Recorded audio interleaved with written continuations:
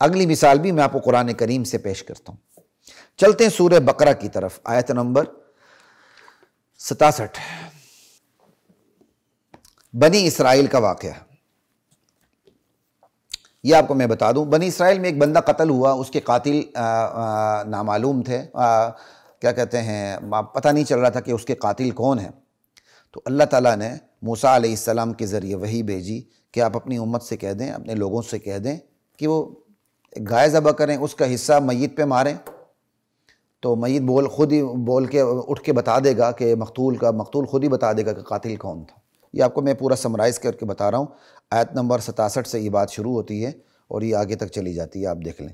ہم آیت نمبر 67 سے 71 تک انشاءاللہ اس کا خلاصہ بیان کرتے ہیں۔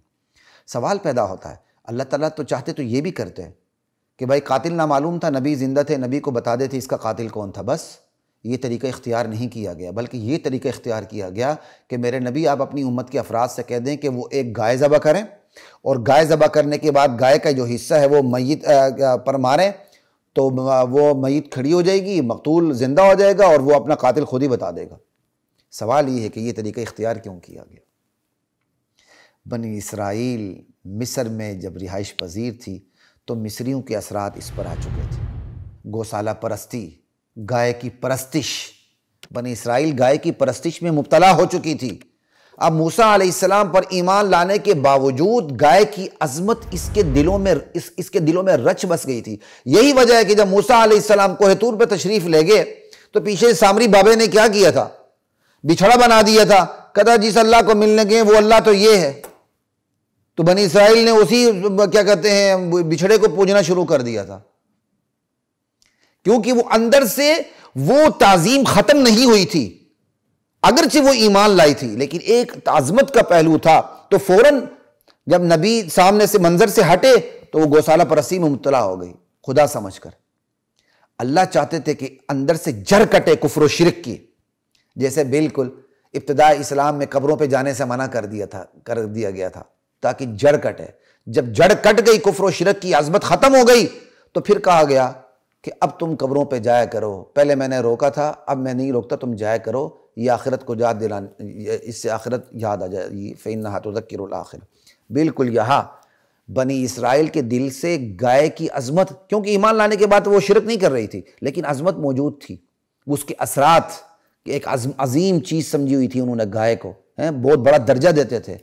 اس کی عظمت کو ختم کرنے کے لیے اللہ تعالیٰ نے یہ طریقہ اختیار کیا کہ جس کیس میں ان کو حاجت ہوئی موسیٰ علیہ السلام کی رہنمائی کی، اس کیس میں ان کو گائے ذبح کرنے کا حکم ملا کہ انہیں پتہ چلے گائے معبود بھی نہیں، گائے کوئی عظمت کے اس طرح عظمت کے لائق نہیں کہ خدائی درجہ دینے کی کوشش کی جائے یا اس قسم کا سلوک کیا جائے۔ بھائی گائے تو نفع کی چیز ہے، اس کو ذبح کر کے کھانا چاہیے، یہ نہیں کہ تم ذبح نہ کر سکو، ہاتھ ہی نہ لگا سکو۔ اب یہ کیا کہتے ہیں، جب بنی اسرائیل کا مزاج دیکھے، باوجود کہ وہ موسیٰ علیہ السلام پہ ایمان لا چکی تھی، جب موسیٰ علیہ السلام نے انہیں کہا کہ اللہ تعالیٰ نے تمہیں حکم دیا تم گائے ذبح کرو، تو قوم نے فٹ سے جواب دی، کیا آپ ہم سے مذاق کر رہے ہیں؟ اندازہ کر لیں، وہ قوم جو ایمان لا چکی ہے وہ اپنے نبی کو کہہ رہی کہ آپ ہمارے ساتھ مذاق کر رہے ہیں، اتتخذونا ہزوا۔ اور جب نبی نے تاکید کر کے کہا تم کیا کر رہے ہو، اعوذ باللہ ان اکون من الجاہلین، قال ادع لنا ربک یبین لنا ما ہی۔ جب امت کو پتہ چلا بنی اسرائیل کو اب تو ہم نے گائے ذبح کرنی ہے، پھر بھی وہ پس و پیش کرتے رہے، آپ اندازہ کر لیں۔ میں بار بار کہہ رہا ہوں، باوجود ایمان لانے کے گائے کی عظمت ان کے دل میں ایسی بیٹھی ہوئی تھی کہ وہ گائے ذبح کرنے کی ہمت نہیں کر پا رہے تھے۔ یہ بالکل ایسے ہی ہے جیسے اب تو ماشاءاللہ یہ چیز بہت کم ہو گئی ہے، یہ بالکل ایسے ہی ہے جیسے شاید گاؤں میں آج بھی ہو، جانور غیر اللہ کے نام پہ مزارات کے بزرگوں کے نام پہ کر کے چھوڑ دیا جاتا تھا، وہ فصلوں پر بھی جا کے حملہ کرے، سب کچھ کھا جائے تو کسان ہاتھ نہیں لگا دے، فلاں مزار کے نام پہ چھوڑی ہوئی یہ گائے ہے، اسے ہم نے کچھ کہا نا تو بس ہم برباد ہو جائیں گے، ہاتھ ہی نہیں لگاتے تھے، باوجود کہ ایسے لوگ شناختی کارڈ کے مسلمان ہوتے ہیں۔ اب آپ دیکھیں کہ باوجود کہ نبی موجود ہے، نبی پر یہ قوم ایمان لا چکی ہے، اس کے باوجود گائے ذبح کرنے میں پس و پیش کر رہی ہے، اور پس و پیش کرتے ہوئے سوالات جیسے آج کا ہمارا میڈیا ہے نا، اسلام کے بہت سے احکام کو نہیں مانتا اور اس کو پس پوچھ ڈالنے کے لیے سوالات پہ سوالات قائم کرتا ہے. یہ بنی اسرائیلیوں کی عادت تھی. اچھا یہ بتائیں موسیٰ علیہ السلام، ما ہیا، وہ گائے جو ہمیں ذبح کرنے کا حکم ملا ہے وہ کیسی ہونی چاہیے؟ تو موسیٰ علیہ السلام کہتے ہیں بھائی یقول انہا بقرۃ لا فارض ولا بکر، بھائی ایک گائے ہونا نہ بوڑھی ہو نہ بچی ہو، درمیانی ہو، عوان بین ذالک. حالانکہ وہ بوڑھی بھی ذبح کر دیتے تو ہو جاتی، بچی بھی ذبح کر دیتے تو ہو جاتی، بس گائے ہونی ٹھیک تھی، زیادہ چھوٹی نہ ہوتی. گائے اس کو گائے کہا جا سکتا ہو، ٹھیک ہے نا. وہ درمیانی نہ بھی ہوتی، بوڑھی بھی ہوتی، ذبح کر لیتے تو کام بن جاتا. وہ سوالات کرتے گئے اور الجھتے چلے گئے اور پھنستے چلے گئے. اچھا درمیانی عمر کی ہو، اچھا بتائیں اس کا رنگ کیسا ہونا چاہیے؟ اللہ اکبر. کہا انہا بقرۃ صفراء فاقع لونہا تسر الناظرین. اچھا تم رنگ کا سوال کر رہے ہو، بہترین زرد رنگ کی ہونی چاہیے. اس کی زردی ایسی شوخی مارے دیکھنے والے کو مزہ آئے دیکھ کے. اور وہ زرد رنگ والی مفسرین لکھتے ہیں، بعض مفسرین کے زرد رنگ والی جو شوخ قسم کی گائے ہوتی تھی وہ اسی کی پوجا کرتے تھے جب وہ ایمان نہیں لائے تھے. لا الہ الا اللہ. اچھا ویسے سوال یہ پیدا ہوتا ہے، چلیں وہ سوال تو شاید ہم آگے جا کے کر لیں گے اگر یہ موقع ملا. چلیں یہاں بھی بتا دیتا ہوں، بنی اسرائیل جیسی قوم، نبیوں کی اولاد، آخر گائے کی پرستش میں کیسی مبتلا ہو گئی تھی؟ مصر میں رہتی تھی. مصر والے چونکہ گائے کی پرستش کرتے تھے تو یہ بھی گائے کی پرستش میں مبتلا ہو گئے. انہوں نے ہمسائیگی کے قربت کے اثرات لے لیے. بالکل یہی اثرات آج ہم نے لیے ہوئے ہیں ہندوستان سے. ہندوستان کے اندر دوسری شادی کو معیوب سمجھا جاتا ہے، بلکہ کی نہیں جاتی ہے. تو ہم نے یہ ہندوانہ، سکھ مت، ہندو مت، مختلف قسم کے متوں کے اثرات لے کے اپنی مت مار کے رکھ دی. یہ ہوتے ہیں ہمسائیگی کے اثرات، اگر ہمسایہ برا ہو تو. ٹھیک ہے، وہ شاید اگر موقع ملا تو ہم آگے بھی جا کے بات کریں گے. تو یہاں یہ بات ہم کر رہے تھے. اچھا اس کا رنگ کیسے ہونا چاہیے؟ تو پھر وہی آ گئی، موسیٰ علیہ السلام نے بتا دیا، بہترین شوخ قسم کا زرد رنگ. اچھا موسیٰ علیہ السلام سمجھ نہیں آ رہی، وَادْعُ لَنَا رَبَّكَ يُبَيِّن لَنَا مَا هِيَ، کیسی ہونی چاہیے ذرا بتاؤ تو صحیح. اِنَّ الْبَقَرَ تَشَابَهَ عَلَيْنَا، یہ گائے کا مسئلہ ہم پر بڑا مشتبہ ہو چکا ہے، کیسی ہونی چاہیے؟ اب ہم انشاءاللہ ضرور کیا کہتے ہیں پالیں گے اس کا پتہ جس گائے کی آپ بات کر رہے ہیں. تو اب اور شرائط آ گئیں. انہا بقرۃ لا ذلول تثیر الارض ولا تسقی الحرث. ارے گائے ایسی ہونی چاہیے جس سے خدمت نہ لی گئی ہو، نہ اس سے ہل چلوایا گیا ہو، نہ اس سے کھیتی کے لیے پانی کھنچوایا گیا ہو.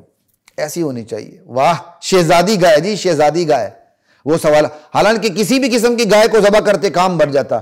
وہ اس حکم سے بچنے کے لیے پس و پیش کرتے چلے گئے اور دلدل میں پھنستے چلے گئے. آخر کار چونکہ وہ انشاءاللہ کہہ چکے تھے، پھر انہوں نے کیا کہتے ہیں، مسلمۃ لا شیۃ فیہا، اللہ تعالیٰ نے کہا ہے بالکل بے عیب ہونی چاہیے، داغدار نہیں ہونی چاہیے، بہترین زرد رنگ کی ہو، اس سے خدمت نہ لی گئی ہو، نہ اس نے ہل چلایا ہو، نہ اس نے پانی کھینچا ہو، پانی دیا ہو کھیتوں کو. ایسی ہونی چاہیے، نہ بوڑھی ہو نہ بچی ہو، درمیانی ہو. کیسی نایاب نسل کی. سوال کرتے گئے اور یہ بات گرہ پہ گرہ لگتی چلی گئی. اب بنی اسرائیل نے کہا الآن جئت بالحق، ہاں اب آپ بالکل صحیح بات کر چکے ہیں نا، پتہ بتا چکے ہیں. اب کیا کہتے ہیں، اب ہمیں اچھی طرح پتہ چل چکا ہے کہ اب ہم نے کیا کرنا. ٹھیک ہے، اب آپ حق کو لے آئے ہیں. فَذَبَحُوهَا وَمَا كَادُوا يَفْعَلُونَ. قرآن اللہ کہتے ہیں انہوں نے پھر ذبح کر دی ایسی گائے تلاش کر کے. لیکن اللہ آگے کیا کہہ رہے ہیں، وَمَا كَادُوا يَفْعَلُونَ. کاد افعال مقاربہ میں سے ہے. کاد الفقر ان یکون کفرا کا ترجمہ کیا ہے، قریب ہے کہ فقر کفر تک پہنچا دے. ٹھیک ہے جی. اب وما کادو قریب نہیں ہے، وما کادو یفعلون، یہ بات قریب نہیں لگتی تھی کوئی یہ کام کر بیٹھیں گے. یعنی یہ بات اسباب کی دنیا میں کوئی قریب کی بات نہیں لگتی تھی کہ وہ ذبح کر بیٹھیں گے، یہ بہت دور کی بات لگتی تھی کہ وہ ذبح کریں گے. مجبور ہو کے پس و پیش کر کے جب ان کے پاس کوئی چارہ کار نہیں رہا، بالآخر مجبور ہو کے انہوں نے گائے ذبح کر دی. تو بنی اسرائیلیوں سے گائے ذبح کر کے گائے کی عظمت ان کے دلوں سے نکالی گئی تاکہ توحید جڑ پکڑ لے اور شرک کے اثرات تک ان کے اندر نہ رہیں. وہ گائے کو ذبح کرنا کتنا بڑا ایسا کیا کہتے ہیں ہولناک قسم کا کام سمجھتے تھے کہ نبی کے حکم کے باوجود گائے ذبح کرتے ہوئے پس و پیش کر رہے تھے، لیکن ذبح کروا کے بتایا گیا کہ تمہیں گائے ذبح کرنی ہوگی، تو گائے تو کھانے کی چیز ہے، فائدہ اٹھانے کی چیز ہے۔ بالکل اسی طرح آج یہاں بھی ایسے ہی ہے، نکاح ثانی کو معیوب سمجھا جا رہا ہے۔ خود ماں باپ نہیں مانتے، پس و پیش کرتے ہیں، بیوی نہیں مانتی، پس و پیش کرتی ہے، خود میاں زنا میں مبتلا ہوتا ہے، پس و پیش کرتا ہے، میکے والے، سسرال والے، سسرائیل والے، معاشرے والے ہیں، چاہے زبان سے آمنا صدقنا اطعنا سمینا سب کچھ کہیں گے، لیکن عملاً وہ پس و پیش کرتے ہیں۔ اس عیب کو ختم کرنے کا طریقہ یہ ہے کہ یہ نکاح ثانی کا عمل کروایا جائے، تاکہ معاشرے کے اندر سے یہ جو اس کو عیب تصور کیا جا رہا ہے، یہ تصورات جو ہے ختم ہو جائے۔ یہ جو تصورات ہیں یہ کفر نہیں تو کفر سے کم بھی نہیں ہے، یہ بھی یاد رکھیے گا، یہ بندے کو کفر کے قریب لے جاتے ہیں۔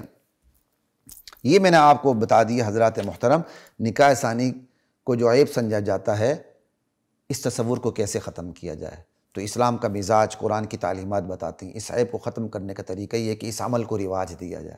جب نکاح ثانی، ثالث، رابع، دوسری، تیسری، چوتھی شادی کا رواج ہو جائے گا، جیسے آج کل عربوں میں آج بھی ہے، تو کوئی اسے عیب نہیں سمجھے گا۔ ٹھیک ہے نا جی۔